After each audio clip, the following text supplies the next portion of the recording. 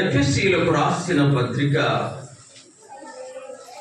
2వ అధ్యాయము. ఎఫెసీయులకు రాసిన పత్రిక 2వ అధ్యాయము 13వ వచనం నుండి ధ్యానం చేసుకుందాం. 19వ వచనం వరకు నేను చదువుతాను. నాతో కలిసి అందరూ దయచేసి అందరూ బిగ్గరగా చెప్పండి. అయినను మునుపు దూరస్తులైన మీరు ఇప్పుడు, అందరూ చెప్పాలి, ఇప్పుడు క్రీస్తు యేసునందు క్రీస్తు రక్తము వలన సమీపస్తులై ఉన్నారు. ఆయన మన సమాధానమై ఉండి మీకును మాకును ఉండిన ద్వేషమును, అనగా విధిరూపకమైన ఆజ్ఞలు గల ధర్మశాస్త్రమును తన శరీరమందు కొట్టివేయుడి చేత మధ్య గోడను పడగొట్టి మన ఉభయులను ఏకము చేశాను. ఇట్లు సంధి చేయుచు ఈ ఇద్దరిని తన యందు ఒక్క నూతన పురుషునిగా సృష్టించి తన శిలువ వలన ఆ ద్వేషమును సంహరించి దాని ద్వారా వీరిద్దరిని ఏక శరీరముగా చేసి దేవునితో సమాధానపరచవలెనని ఈలాగు చేశాను. కనుక ఆయనయే మనకు సమాధానకారకుడయ్యున్నాడు. మరియు ఆయన వచ్చి దూరస్తులైన మీకును సమీపస్తులైన వారికి సమాధాన సువార్తను ప్రకటించను. ఈ వాక్యములో చదవబడిన వాక్య భాగంలో 2 రకాలైన ప్రజలు కనపడుతున్నా. అసలు ఈ భూమి మొత్తం మీద ఉండే ప్రజలందరినీ కూడా 2 రకాలుగా చెప్పవచ్చు. ఒక రకం దేవునికి దూరస్తులు. ఎవరాళ్ళు దేవునికి? రెండవ రకం దేవునికి సమీపస్తులు. ఆమేన్. ఎన్ని రకాలు జనాలు? అసలు ఈ సృష్టి యావత్తు భూమి మీద ఉన్న మానవులందరినీ కూడా మనము 2 తరగతులుగా చేయొచ్చు. ఒకటి దేవునికి సమీపస్తులు, 2 దేవునికి దూరస్తులు. చెప్పాలి, ఒకటి దేవునికి దగ్గర వాళ్ళు, రెండో వాళ్ళు దేవునికి దూరస్తులు. అలాగే దేవుడు సృష్టించినప్పుడు కూడా ఈ భూమి మీద 2గా సృజించాడు. ఆయన వెలుగుంది, చీకటి ఉంది, మంచి ఉంది, చెడు ఉంది, పురుషుడు ఉన్నాడు, స్త్రీ ఉంది. చూసారా? ఇలాగే దేవునికి దూరస్తులు ఉన్నారు, దేవునికి సమీపస్తులు ఉన్నారు. ఈ రాత్రి ఈ వాక్యము వింటూ ఉండగా మనల్ని మనము ప్రశ్నించుకొని ఒక నిర్ణయానికి రావా. ఏంటో తెలుసా? నువ్వు ఒకవేళ దేవునికి సమీపస్తుడిగా ఉంటే నువ్వు ధన్యుడవు, ధన్యురాలివి. ఆమేన్. ఒకవేళ నీవు దేవునికి దూరంగా ఉన్నావనుకో, దేవుడు ఈ రాత్రి నీతోనే మాట్లాడుతున్నాడు. ఆమేన్. నువ్వు ఒకవేళ దూరంగా దేవునికి ఉంటే ఈ రాత్రి ఏం చేయాలో తెలుసా? నువ్వు దేవునికి దగ్గరగా రావాలి. చూడండి, అక్కడ రాయబడిన మాట, మునుపు దూరస్తులైన మీరు యేసయ్య రక్తము వలన ఇప్పుడు ఆయనకి ఏమయ్యాము? సమీపస్తులయ్యా. పౌలు గారు, అపోస్తలుడైన పౌలు గారు ఎఫెసీ సంఘానికి పత్రికను రాస్తూ అంటున్నాడు, మునుపు దూరస్తులైన మీరు ఇప్పుడు క్రీస్తు యేసు రక్తము వలన ఆయనకు సమీపస్తులయ్యా. ఈ సమీపస్తులైన గుంపులో నువ్వు ఉన్నావా? ఆలోచించు. ఒకవేళ ఉంటే నీవు చాలా ధన్యుడివి.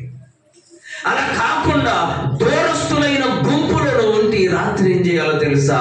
దేవునికి సమీపస్తులవ్వడానికి తీర్మానము చేసుకో. యేసుక్రీస్తు ప్రభు యొక్క రక్తము వలన మాత్రమే ఇది సాధ్యము అవుతుంది. ఇది సాధ్యమవుతుంది. గమనించండి, దూరస్తులు దేవునికి ఎలా ఉంటారు, సమీపస్తులు దేవునికి ఎలా ఉంటారు, ఈ విషయాలు మనం ధ్యానం చేసుకుందాం. చూడండి, మొదటగా సామెతల గ్రంథం 15వ అధ్యాయము 29వ వచనం, దూరస్తుల గురించి చూద్దాం. సామెతల గ్రంథం, భక్తిహీనులకు దేవుడు ఎలా ఉంటాడు? ఎంత మార్పు రావట్లేదంటే మీలో అంత మార్పు రావట్లా. చదివిన వాక్యం చెప్పడానికి కూడా జవాబు రావట్లా. భక్తిహీనులకు దేవుడు దూరముగా ఉన్నాడు. ఆమేన్. భక్తిహీనులకు దేవుడు దూరముగా. భక్తిహీనులంటే ఎవరు? భక్తి లేనివారు.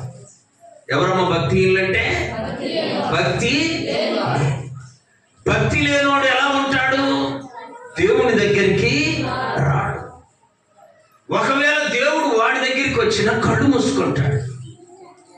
మూసుకుంటాడండి. ఒకడు రోజు ప్రార్థన చేసేవాడంట 2 మాటలు. ఏమన్నా తెలుసా? ప్రభువా, నాకింత బంగారం కావాలయ్యా. ఎంత? రోజు అదే ప్రార్థన, ఇంకా మార్పు లేదు. కొన్ని సంవత్సరాలు చేస్తే దేవుడు అని కనికరించి ఒక ఊరిలో ఒక అతను అన్ని మూట కట్టుకొని, వాటితో పాటు బంగారం కూడా మూట కట్టుకొని వస్తూ ఉండగా సరిగ్గా వీడి ఇంటి దగ్గరికి వచ్చేటప్పుడు బంగారం మూట అక్కడ పడిపోయేలా చేశాడు. ఆమేన్. దేవునికి అసాధ్యమైనది. ఆ పరీక్ష చూడండి. చాలా కాలం ప్రార్థించిన మీదట దేవుడు అని కనికరించి అక్కడికి రాగానే ఆ మూట ఏమైంది? వీడి ఇంట్లో నుంచి ఉదయాన్నే ప్రార్థన చేశాడు. ఏమని? ప్రభు, నాకంతా ప్రార్థన చేశాడు. తలుపు తీసుకున్నాడు. ఈరోజు కళ్ళు మూసుకొని నడిచి ఎట్టుంటుందో చూద్దామని కళ్ళు మూసుకొని ఆ బంగారం మూట దాటి ఊరు ఎవలపల్లికి దేవుడు వాడి దగ్గరికి వచ్చిన అమ్మా, భక్తిహీనుడికి దేవుడు కనబడనే. కళ్ళు మూసుకొని వెళ్ళిపోయాడు. కళ్ళు మూసుకొని, అసలు రోజు కళ్ళు తెరిచి నడుస్తున్నా కదా, ఈ రోజు కళ్ళు మూసుకొని నడుద్దాం ఎలా ఉంటుందని అలా నడుచుకుంటా, కొంచెం కాదు అసలు పోగలనా లేదా ఊరి బయటకని కళ్ళు మూసుకొని వీడెళ్ళి ఆ వస్తువులన్నీ ఇంట్లో సర్దుకొని బంగారం మూట లేదు వెనకాలకు వచ్చేసరికి వాడి మూట వాడికి భద్రంగా. చూసారా? భక్తిహీనంగా ఉంటే అంత దరిద్రత నీ దగ్గర ఉండిద్ది. దరిద్రం నీ చుట్టే ఉండిద్ది. సాతాను నీ కళ్ళు కనపడకుండా చేస్తుంది. మేలు కాన రాకుండా నీ కళ్ళను మూసివేస్తుంది. ఈ యుగ సంబంధమైన దేవత అంట సాతాను పేరు. నీ మనోనేత్రాలకు ఏం కలుగు చేస్తుంది? గుడ్డితనము. ఇక మళ్ళా మరుసటి రోజు కూడా అదే ప్రార్థన. వాడికి నేను బాగొట్టుకుంది తెలియదుగా వాడికి. మరుసటి రోజు కూడా అదే ప్రార్థన. దేవుడు కనికరించి ఒక రోజు, అరే నీకు ఇలా బంగారం మూట నీ ఇంటి ముందే వేసి ఇచ్చానురా నేను, కాకపోతే నువ్వేం చేశావు? కళ్ళు మూసుకొని నడిచా అని చెప్తే వాడు అంటుండ, అయ్యా మళ్ళా తీసుకురాయ్యా, ఇదే పని, ఇంకా ప్రభువుకు పని లేదా. చాలా మందికి అమ్మా భక్తిహీనత ఉన్నప్పుడు ఇలాంటి ప్రశ్నలు వస్తాయి. జాగ్రత్తగా. భక్తిహీనత నీలో ఉంటే దేవుడు నీకు దూరముగా ఉంటాడు. ఆమేన్. భక్తిహీనత నిన్ను నరకానికి తీసుకుపోయిందాకా నీలో ఉంటుంది. భక్తిహీనత పోవాలి అని అంటే ఏం చేయాలో తెలుసా అమ్మా? భక్తి కలిగిన వారిని వెంబడించాలి. ఆమేన్. ఎవరిని వెంబడించాలి? భక్తి కలిగిన వారిని నువ్వు వెంబడిస్తే నీకు కూడా భక్తి అబ్బుతుంది. అందుకని అమ్మా, నువ్వు వెలుగైతే వెలుగుతోనే స్నేహము చేయాలి. వెలుగుతోనే స్నేహం చేయాలి. ఒకవేళ నువ్వు వెలుగై ఉండి చీకటితో స్నేహం చేస్తే నీ బ్రతుకంతా ఏమవుద్ది? చీకటి. అందుకొరకు ఈ రాత్రి భక్తిహీనంగా నువ్వు ఉంటే, భక్తిహీనత అనగానే మా ఉదయం లేవగానే ప్రార్థన ఉండదు, ఉదయం లేవగానే వాక్యం ఉండదు, ఉదయం లేవగానే దేవుడు గుర్తుకు, ఇది భక్తిహీనత. అందుకే నేను ఎక్కడికి వెళ్ళి చెప్పే అత్యంత ప్రాముఖ్యమైన మాట, నువ్వు 3 మార్లు ప్రార్థన చేసుకో రోజుకు. ఆమేన్. నీకంటే గొప్పవాడు ఆ ఊరిలో ఎవడు ఉంటాడు. 3 మార్లు గుర్తుండట్లేదయ్యా అని అన్నావు అనుకో, 3 మార్లు తింటావు కదా, అది గుర్తుంటది కదా. అదే రీతిగా 3 మార్లు ప్రార్థన కూడా గుర్తు పెట్టుకో. చేసి చూడు ఈ పని, చేసి చూడు ఈ పని. అద్భుతంగా దేవుడు నిన్ను ఆశీర్వదిస్తాడు. ఆమేన్. భక్తి అంటే ఏమో కాదు, భక్తి అంటే ఏమో నీకు కనబడలేదు కాదు. భక్తి అంటే నువ్వు లేవగానే సృష్టికర్తను జ్ఞాపకానికి తెచ్చుకోవాలి. నీకు ముందుకు ఆహారం రాగానే ఆహారం ఇచ్చింది దేవుడిని గుర్తెరిగి ఆయన జ్ఞాపకము చేసుకో. 3 రోజులు ప్రార్థన చేసుకో. నువ్వేం చేయాల్సిన పనిలా నువ్వు భక్తి పరుడి అవుతావు. చప్పటి కొట్టి ప్రభుని మహిమపరచు. ఎక్కడ తప్పు చేస్తున్నాం మనం? ప్రార్థన మానుకొని తిననైనా తింటాం, కానీ తిండి మానుకొని ప్రార్థన చెయ్యాలి. అది మనం చేసేది. భక్తిహీనులకు దేవుడు ఎక్కడున్నాడంట? దూరముగా ఉన్నాడు. భక్తిహీనులకు దేవుడు. కాబట్టి నువ్వు భక్తి కలిగి బ్రతకడానికి ప్రయత్నం చేయి. ఈ రాత్రి భక్తి అంటే అయ్యా ఏం చేయాలి? నువ్వు ఉన్న పాటున దానికి డ్రెస్ మార్చాల్సిన పని. నువ్వు ఉన్న పాటున ఉన్న చోటున ప్రభువా నీ భక్తి పరునిగా నేను బ్రతకాలయ్యా అని ప్రభువుని అడుగు. అలా రోజుకు 3 మార్లు అనుదినము ప్రార్థన చెయ్యి. భక్తి కలిగిన వాడు అవుతాడు. భక్తి పరుని జీవితం దేవుడు నిశ్చితంగా పరిశీలన చేస్తూ ఉంటాడు. అందుకని నీలో ఉన్న భక్తిహీనత ఒక మారు పోదు, ఒక రోజు పోదది, నిరంతరము నీవు. అందుకని వాక్యములు ఏముందో తెలుసా? అనుదినము 3 మార్లు. ఎప్పుడెప్పుడు? క్రిస్టమస్ లేకపోతే ఏదైనా పండగ వస్తే కాదు, లేదా ఏదైనా కార్యక్రమం జరుగుతుంటే కాదండి. అనుదినము 3 మార్లు నువ్వు మోకాళ్ళుని ప్రార్థించగలిగితే నీ జీవితం భక్తితో నింపబడుతుంది. మా ఇక్కడ మధ్యలో జరగమాట జరగలేదు.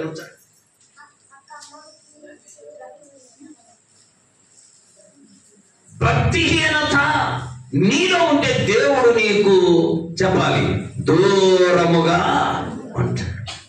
భక్తిహీనులకు యెహోవా దూరముగా ఉంటాడు. చూసారా?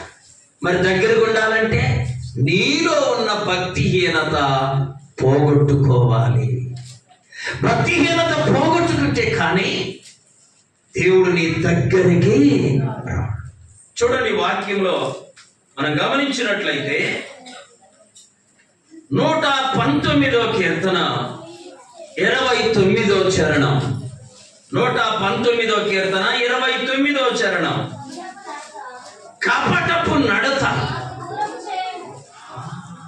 భక్తుడైన దావీదు గారు అంటున్నాడు, అయ్యా కపటపు నడత.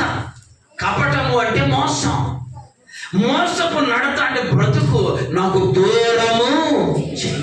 ప్రార్థన చేస్తున్నా, అప్పుడు నేను నీకు దగ్గర అవుతా. చూడండి, ఇక్కడ పరిశుద్ధత ఉంది, ఇక్కడ పాపం ఉంది. మధ్యలో ఒక వ్యక్తి ఉండి దేవునికి దూరం అవుతున్నాడు. అంటే ఎవరికి దగ్గర అవుతున్నాడు? పాపానికి. పాపానికి దూరం అవుతున్నాడు అంటే ఎవరికి దగ్గర అవుతున్నాడు? దేవునికి. దావీదు భక్తుడు అంటున్నాడు, అయ్యా కపటపు నడత నాకు దూరం చెయ్యయ్యా. అప్పుడు నేను నీకు దగ్గర అవుతా. కాబట్టి లోకములో ఉన్న దూరస్తుల్లో నువ్వు ఉండకూడదు, సమీపస్తుల్లో ఉండాలి. ఆమేన్. లోకంలో ఉన్న ప్రజలందరూ రెండు రకాలే, దేవునికి దూరస్తులు, రెండవ వాళ్ళు దేవునికి సమీపస్తులు, దగ్గరగా ఉండేవాళ్ళు. నువ్వు ఎక్కడున్నావు? దేవునికి సమీపముగా ఉంటే నువ్వు ధన్యుడు. దేవునికి దూరముగా ఉంటే ఈ రాత్రి నువ్వు దగ్గరవడానికి ప్రయత్నము చేయి. దగ్గరవడానికి ప్రయత్నం చేయి.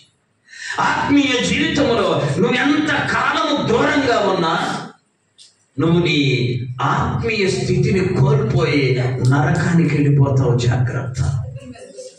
దేవుని యొక్క మహాకృపను బట్టి దేవునికి సమీపస్తులముగా బ్రతకడానికి తీర్మానం చేసుకోవాలి.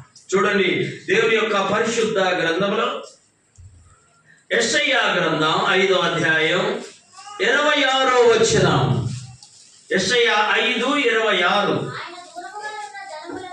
ఆయన దూరముగా ఉన్న జనములను పిలుచుటకు ధ్వజమునెత్తాలి. దేవునికి దూరముగా ఉన్నోళ్ళను పిలవడానికి మనం అందరము ధ్వజమునెత్తాలంటే సిద్ధపడాలి. ఆమేన్. నువ్వు ప్రార్థనకు వస్తున్నావు, మంచిదే. నీ ఇంటి పక్కన ఒక ఆమె ప్రార్థనకు రాలేకున్నదనుకో, ఆమె నువ్వేం చేయాలి? దేవుని దగ్గరికి తీసుకురావాలి. నేను పిలిస్తే వస్తుందయ్యా అనుకోమాక, నువ్వు పిలువు, తీసుకొచ్చే పని దేవుడు చేస్తాడు. అసలు నువ్వు పిలవకుండానే ఆ మాట అనుకుంటే ఎలా? దూరముగా ఉన్న వారికి దగ్గర చేయడానికి, దేవుని దగ్గరికి తీసుకురావడానికి మనము ధ్వజము నెత్తాలి. అంటే సిద్ధపడాలి, ప్రయాసపడాలి, కష్టపడాలి, వాళ్ళను ప్రభు యొద్దకు తీసుకురావడం. ఎందుకు ఈనాడు అందరూ దేశాలు వదిలిపెట్టి, ఇల్లులు వదిలిపెట్టి, కుటుంబాలను వదిలిపెట్టి అనేక ప్రాంతాలు తిరిగి దేవునికి దూరముగా ఉన్న వారందరినీ దేవునికి ఎక్కడికి తెస్తున్నారు? దగ్గరికి తెస్తున్నారు. నీవు చేయగలిగిన నీ పని కూడా నీ చేతనైనంతగా దూరంగా ఉన్న వాళ్ళను దేవునికి దగ్గరగా చేయాలి. చూడండి, ఇంకా వాక్యంలో మనం గమనిస్తే మత్తయి సువార్త 15వ అధ్యాయం 9వ వచనం. మత్తయి 15:9. ఈ ప్రజలు తమ పెదవులతో నన్ను ఘనపరచుదురు, కానీ వారి హృదయము ఎక్కడుందంట? కొంతమంది మనుషులు ఇక్కడే ఉంటారు, కానీ మా హృదయము ఇంటి దగ్గర. ఒక ఆమె ప్రార్థనకు వస్తూ అడావుళ్ళు బైబిల్ తీసుకొని రావడంలో తలుపు వేయకుండా వచ్చింది. తలుపు పాపం ఇక్కడ కూర్చుంది, కానీ మనసంతా హృదయం అంతా ఇంటి మీద.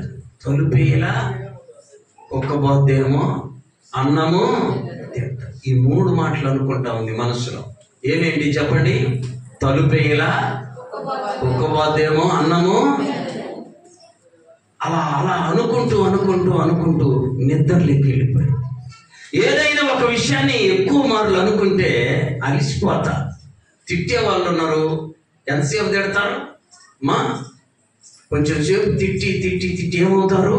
అలిసిపోతారు. ఈయన కూడా మనసులో అనుకొని అనుకొని అనుకొని నిద్రలోకి వెళ్ళిపోయి, ఈ సేవకుడు మధ్యలో హల్లెలూయా అన్నాడంట. అనేసరికి ఆమెకు మెలుగు వచ్చి చాయ్ చాయ్ చాయ్ చాయ్ చాయ్ అంటారు. ఎందుకంటుందంటే ఆమె హృదయం అంతా ఇంటి మీద. ఏందమ్మా చాయ్ అంట? లేదయ్యా, కుక్క తిరిగిపోతుంది. ఉన్నది ఇక్కడ మనిషి, హృదయమేమో దూరం. ఇట్లా ఆలోచన ఉన్న వాళ్ళు ఇక్కడ ఎవరైనా ఉన్నారేమో చూడండి. అమ్మా, అక్కడ దేవుని వాక్యం అంటుంది, ఈ మనుషులు పెదవులతో నన్ను స్తుతిస్తారు, కానీ వారి హృదయము నాకు దూరంగా. హృదయం దూరంగా ఉంటే లాభంలా.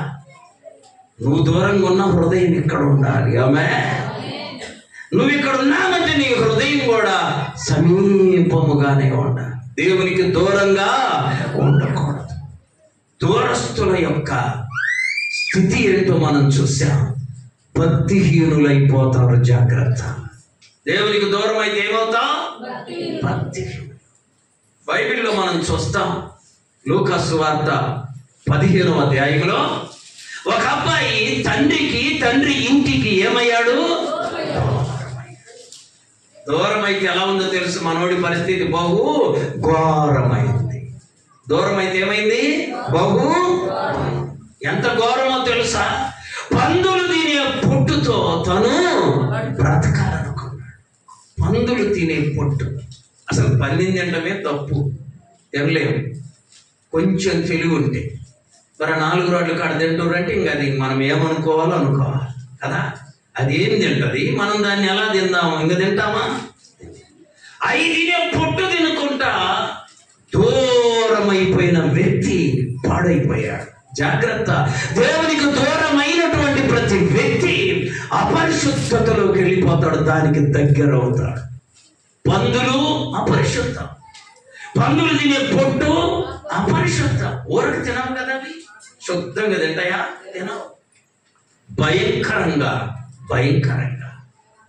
అపరిశుద్ధంగా ఉంటాయి. అవన్నీ తొక్కుతూ పాడు చేస్తూ తింటాయి కదా.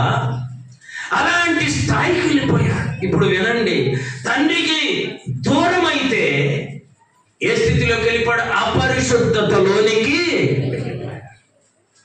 తుదకు అది కూడా దొరకలేదంట. ఏది? పందుల పొట్టు కూడా. చూడండి, అంటే అవి కూడా ఏం చేసిన, ఈడు తింటున్నాడు మా ఫుడ్ అని కాస్త స్పీడ్ పెంచి ఉంటాయి. స్పీడ్ పెంచేలాక అది కూడా వీడికి.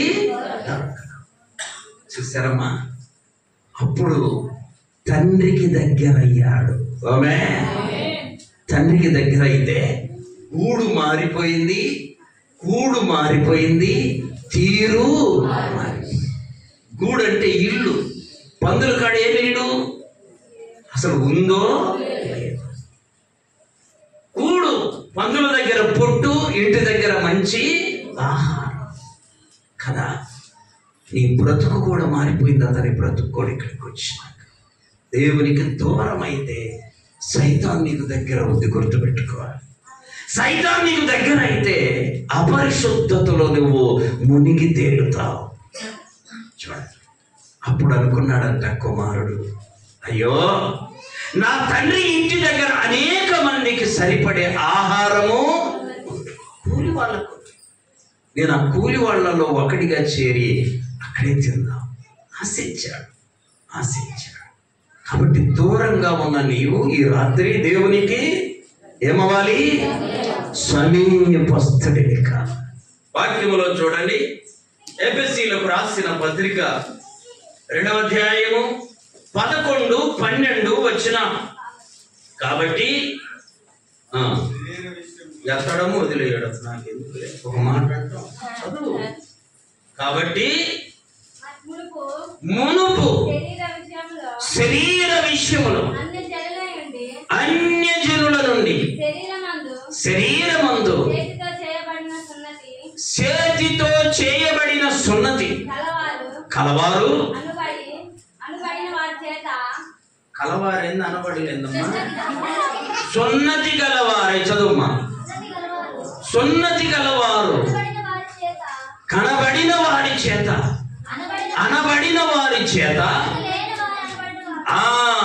అనబడిన వారి చేత మీరు ఆ కాలమందు ఇశ్రాయేలుతో సహపౌరులమై కాక పరదేశులు వాగ్దాన నిబంధన లేని పరజనులను నిరీక్షణ లేనివా.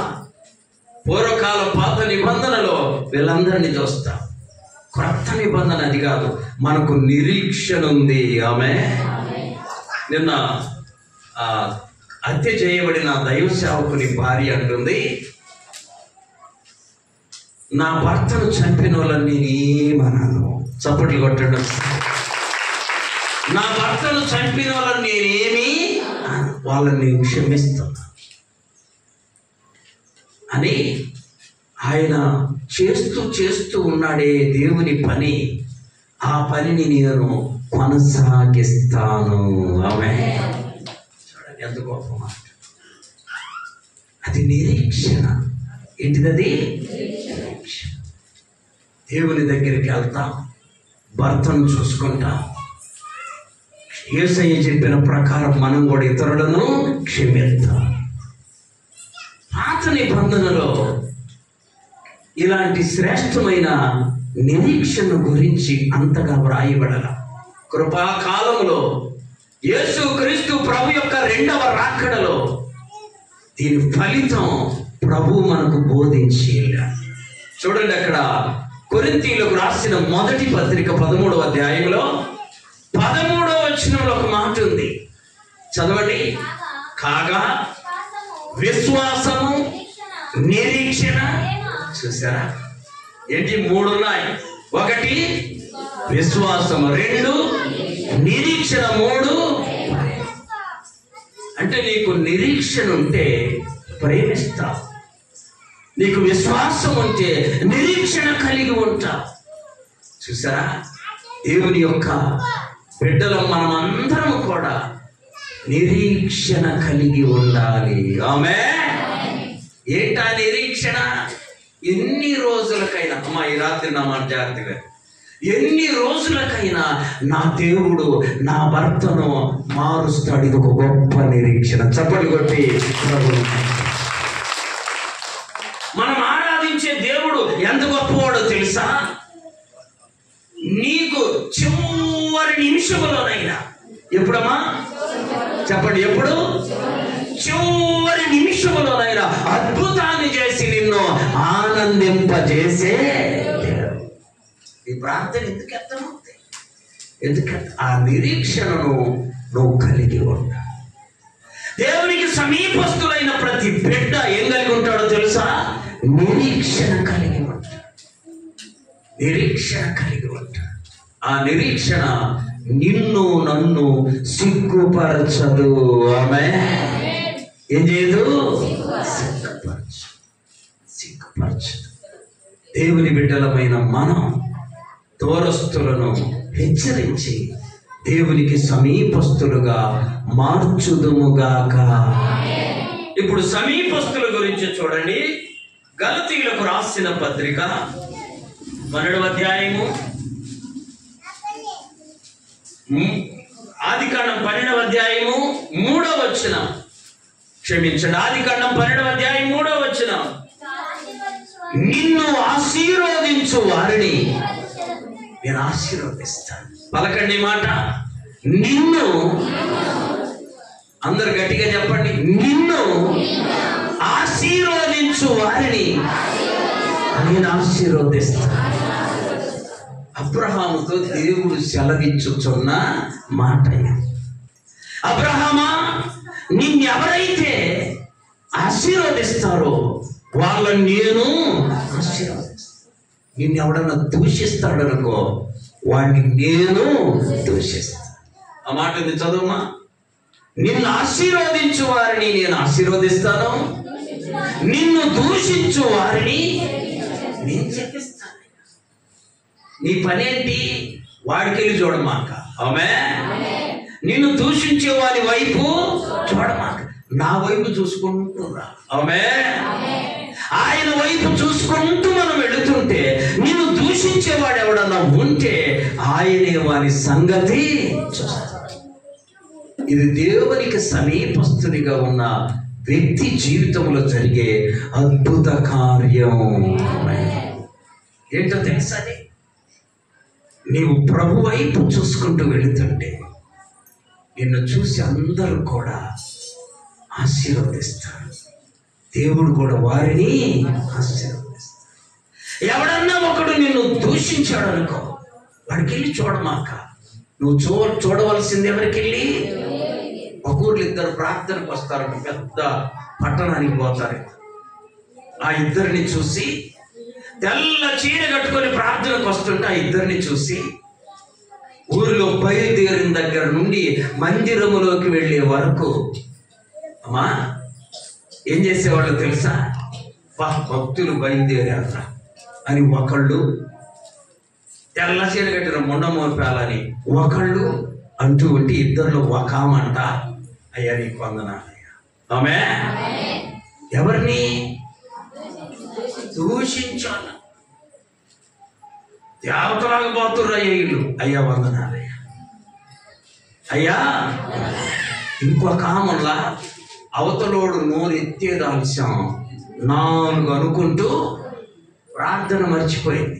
ఈ వెళ్ళి ప్రార్థనకి వెళ్ళి పాటలు పాడి అంత అయిపోయిందాక అన్నోళ్ళందరికీ జవాబు చెప్పుకుంటూ వచ్చేసరికి పరలోక ప్రార్థన వచ్చింది. చూసారు ఎంత తేడా? మొదట ఆమెను కూడా అన్నారు, ఆమె ఏం చేసింది?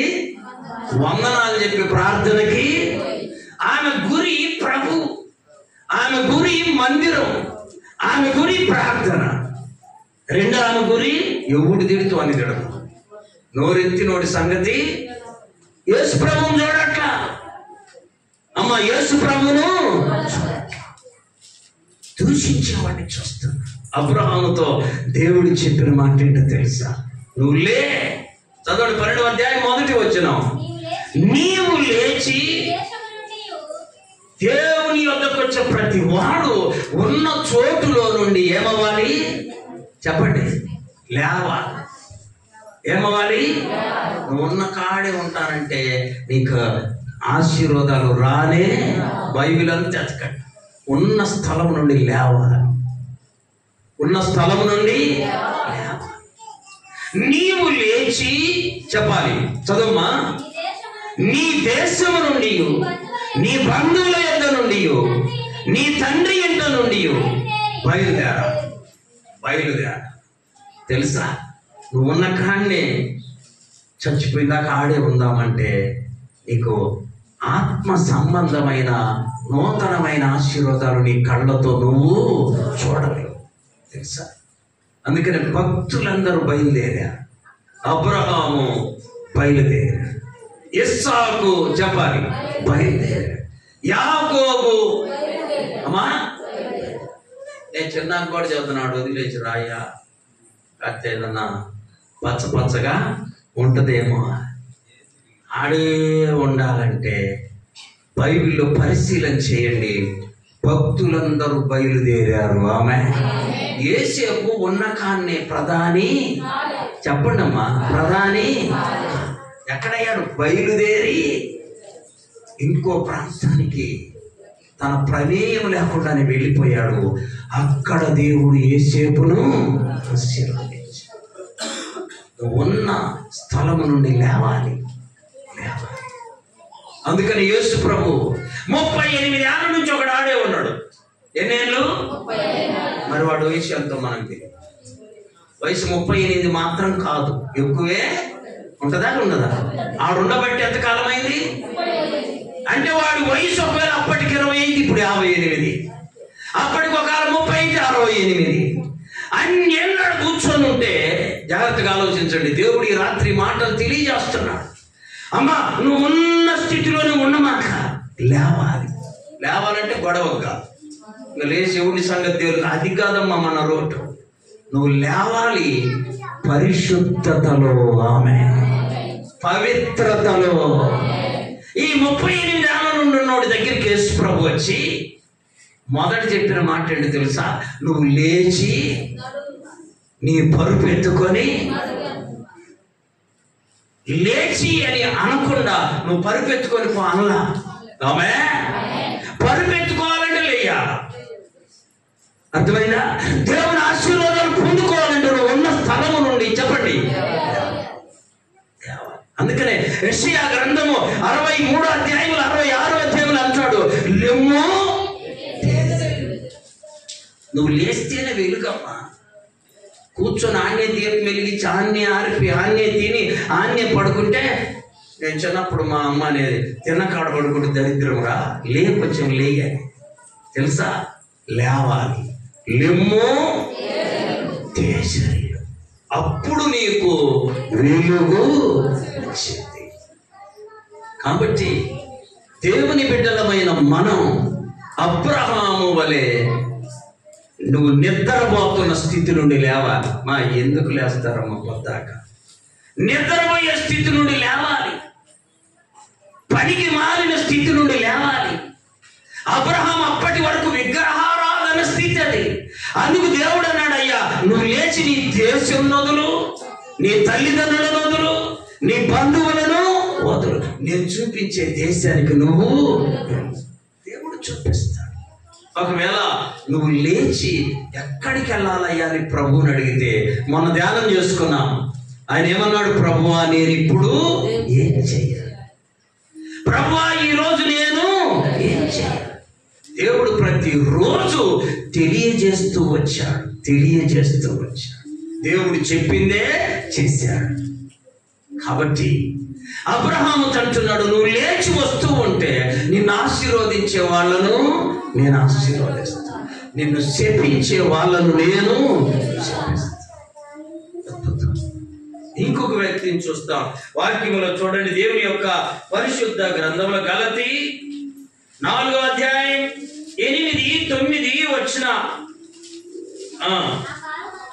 ఆ కాలమందైతే మీరు దేవుణ్ణి ఇంతకు ముందు ఈ మాట విని ఉండలేదేమో, ఆ కాలమందు మీరు ఈ మాట వినలేదేమో, ఇప్పుడు విన్నారు కాబట్టి నీ బలహీన స్థితి నుండి లే, నీ అపరిశుద్ధమైన స్థితి నుండి లే, అప్పుడు దేవుడు నీకు వెలుగును ఇస్తాడు. చదువమ్మా. దేనివారై నిజమునకు దేవుళ్ళు కాని వారికి దాసులై ఉంటిరి, కానీ ఇప్పుడు మీరేమై ఉన్నారు, దేవుణ్ణి ఎరిగిన కదా, ఎరిగిన వారై. చదువమ్మా. మరి విశేషముగా దేవుని చేత ఈ మాటలు ఎరిగించబడిన వారయ్యారు మీరు. కాబట్టి మునుపటి క్రియలు మానివేయాలి, మునుపటి పద్ధతులు మానివేయాలి. దేవునికి నువ్వు ఇప్పుడు ఏమవ్వాలి చెప్పాలి, ఏమవ్వాలి, దగ్గర సమీపస్తుడిగా ఉండాలి. అప్పుడు నీ జీవితం పరిమళ వాసనగా ఉంటుంది. చప్పట్లు కొట్టి ప్రభువుని పరిమళ వాసన. చూడండి, ఇంకొక వాక్యాన్ని మనం ధ్యానం చేసుకుందాం. యెషయా గ్రంథం 53వ అధ్యాయం 6వ వచనం. యెషయా 53:6. మనమందరం గొర్రెల వలె త్రోవ తప్పిపోతుంది, మనలో ప్రతి వాడును ఎవడికి ఇష్టమైన త్రోవ, ఎవడికి ఇష్టమైన త్రోవ కూడా తొలగిపోయాడంట. అంటే ఎన్ని త్రోవలు ఉన్నాయి? ఎవడికి ఇష్టమైంది వాడిదే త్రోవ. గమనించండి, దేవుని యొక్క పరిశుద్ధ గ్రంథంలో అమ్మా ఈ మాట బాధ కలిగించే మాట. ఆ వాక్యం అలాగే వచ్చి న్యాయాధిపతుల గ్రంథం చివరి అధ్యాయం, న్యాయాధిపతుల గ్రంథం చివరి అధ్యాయం చివరి వచ్చిన త్వరగా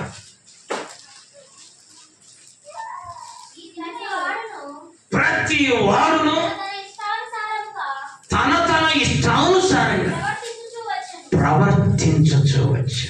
ఎట్లా నడుచుకుంటున్నారంట? వాళ్ళ ఇష్టం వచ్చిన. ఎట్లా నడిచారమ్మా? ఎవరిష్టం వచ్చిన త్రోవ వాడుతుంది. ఇది దేవునికి ఇష్టమైనది కాదు. గుర్తుపెట్టుకో. చాలా మంది తప్పు చేసేవాళ్ళు. ఆ పాప ఎవరమ్మా? తప్పు చేసేవాళ్ళు ఏం చేస్తారో తెలుసా? నా ఇష్టమో. ఎవరిష్టం అంట? ఇలా అనుకోని ఒకడు, వినండి, నా ఇష్టం అనుకున్నప్పుడు తొదకెళ్ళి డైరెక్ట్గా పోయి పాతాళంలో పడ్డాడు. ఎక్కడ పడ్డాడు? ఎవడైనా సరే గుర్తుపెట్టుకోండి, నా ఇష్టం అని ఎక్కువ మార్లు వాడా, వాడి చివరి ప్లేస్ ఏంటో తెలుసా? పాతాళం. తీయండి లూకాసు వార్త 16వ అధ్యాయం. 16వ అధ్యాయంలో అక్కడ అబ్రహాం ఒక మాట అంటాడు. 25-26 వచనాలకెళ్ళి, స్నేహితుడా, కుమారుడా, నీ జీవిత కాలమంతా చదువుమ్మా. నీకిష్టమైనట్టు అనుభవించా. ఎట్ట అనుభవించాడంట? వానికి ఇష్టం. చదువుమా వచ్చిన మరలా. కుమారుడా, అందుకు అబ్రహాం కుమారుడా, వాడిని కూడా కుమారుడు అంటాడు. ఏడున్నాన్ని పాతాళంలో ఉండండి కూడా పాపం రాకుండా ఏమంటుండ? కుమారుడా, నీవు నీ జీవిత కాలం అంతా, చూడండి మా జీవితకాలం ఎంత ఉంటుంది? 50, 60, 70, 80 కదా. 40 ఏళ్ల కాలం నుంచి అని ఉందా? ఏమనుంది? జీవితకాలం అంతా ఎలా బ్రతికాడంట? నీకిష్టమైనట్టు. చదువు మా మాట. నీకిష్టమైనట్టు సుఖం అనుభవించి. చూసారా? నా ఇష్టం అని అనుకునే వాళ్ళు జాగ్రత్త. అన్ని చోట్ల నీ ఇష్టము పని చేయాలి. దేవుని ఇష్టం ఉండాలి. ఆమేన్. అప్పుడు అది నీకు ఆశీర్వాదకరం. ఏ రోజన్నా దేవుని ఇష్ట ప్రకారం బ్రతికావా? లేదు. న్యాయాధిపతుల కాలంలో కూడా ఎవడి ఇష్టం వచ్చినట్టు వాడు త్రోవ తప్పిపోయారు. చూడండి, ఈ దేవుడు మనకిచ్చిన ఆయుష్కాలం అంతటిలో దేవుని ఇష్ట ప్రకారం చేశావా? మా అయ్యా, దేవుడు నీతో ఉండి నిన్ను అన్ని విషయాల్లో వర్ధిల్ల చేస్తాడు. ఆమేన్. 91వ కీర్తన 14వ చరణం. 91వ కీర్తన 15 చదువు. 15 చదువు. అతడు నాకు ఇష్టుడు అనే మాట ఉంది చూడమ్మా. 91వ కీర్తనలో దావీదు భక్తుని జీవితంలో చూడండి. 14 చదువు. అతడు నన్ను ప్రేమించుచున్నాడు గనుక నేను అతనిని తప్పించదను. అతడు నా నామమును ఎరిగిన వాడు గనుక నేను అతన్ని ఘనపరుస్తాను.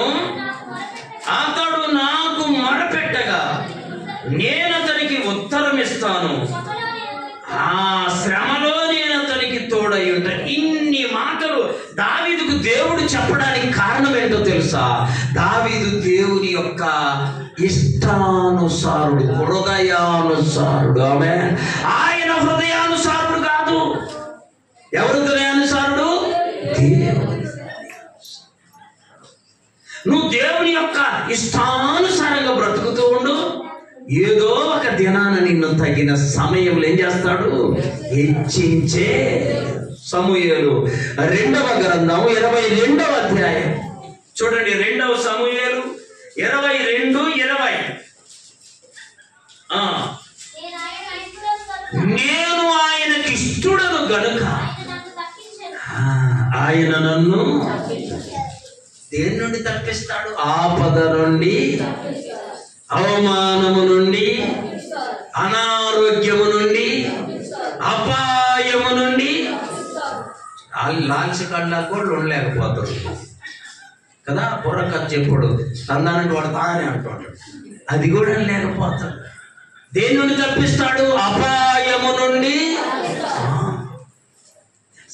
ఎప్పుడు? నేను ఆయనకు ఇష్టుడను. నేను ఆయనకు, ఆయన ఇష్ట ప్రకారం నువ్వు నేను నడుచుకోగలిగితే ప్రభు మనల్ని ప్రతి శోధన నుండి తప్పించునుగాక. ప్రతి శోధన. దావీదు భక్తుని జీవితంలో అన్ని శోధనల్లో నుండి తప్పించాడు. అంతేకాదమ్మా, దావీదుల గురించి చెప్పబడిన మాట ఏంటో తెలుసా? అతడు నా హృదయానుసారుడు. అతని ఇష్టం వచ్చినట్టు బ్రతకలా. దేవుని హృదయం ఎట్టుంటే అట్లా బ్రతికి. కాబట్టి ప్రపంచంలో ఉన్న జనాలు ఎన్ని రకాలు? మొత్తం విన్నాం ఇప్పటిదాకా. అంతా విన్నాం. ఏం చెప్పాలి? అది కూడా నువ్వే చెప్పాలి. ఏం చెప్పాలి? 2 రకాలు. దేవునికి సమీపస్తులు, రెండో రకం దేవునికి దూరస్తులు. సమీపస్తులకు దేవుడు సమీపముగా ఉంటాడు, దూరస్తులకు దేవుడు. కాబట్టి నువ్వు సమీపస్తురాలిగా ఉన్నావా? నీవు ధన్యుడవు, ధన్యురాలవు. ఒకవేళ దేవునికి దూరముగా ఉంటే ఈ రాత్రి దగ్గర అవ్వడానికి ప్రయత్నం చేయి. దేవునికి దగ్గరగా బ్రతుకు. ఆయన కూడా నీకు ఎలా ఉంటాడు? దగ్గరగా ఉంటాడు. అట్టి కృప దేవుడు మనందరికీ దయచేయునుగాక. మోకరించండి, ప్రార్థన చేసుకుందాం. ఇంతవరకు దేవుని మాటలు విన్న సహోదరుడా, సహోదరి, ప్రభు మనతో మాట్లాడాడు, బహుసూటిగా మాట్లాడాడు. ప్రభు మన పక్షాన